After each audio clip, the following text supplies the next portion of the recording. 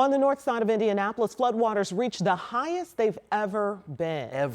Boats are still needed in some places, and not everybody can get into their homes just yet. One of the hardest hit areas is the Ravenswood neighborhood. This is just west of Keystone at about 74th Street, kind of north of Broad Ripple. Yeah, our Ashton Hackman went back to Ravenswood today. Ashton, can you share what you found?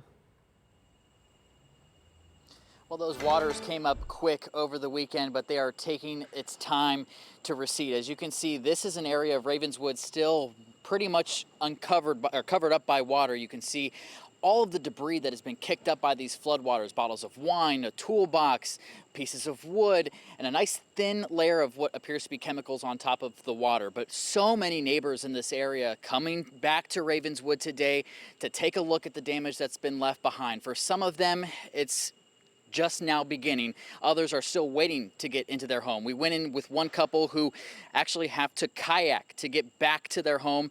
They say the waters went up well past their feet, up to their knees even. They are just trying to assess how much they have lost and trying to figure out what insurance will potentially cover. They say they have seen nothing like this after moving to the neighborhood less than a year ago. Now they say they are living through history. The lore that we've heard from everyone was the flood of '91. It'll never be that bad again. That was the 100-year flood. Well, this flood was 2.5 feet higher than that one.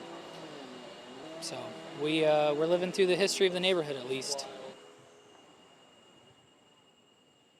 Historic flooding indeed, and now many neighbors here are wondering what resources will be available, whether or not FEMA help. We already know that the governor has declared an emergency in this part of the state, along with so many counties, and this is one couple that hasn't been able to get home, but thankfully there are neighbors in Ravenswood who have been able to see the damage up close and actually go back inside. We'll introduce you to one of them coming up at 5 o'clock.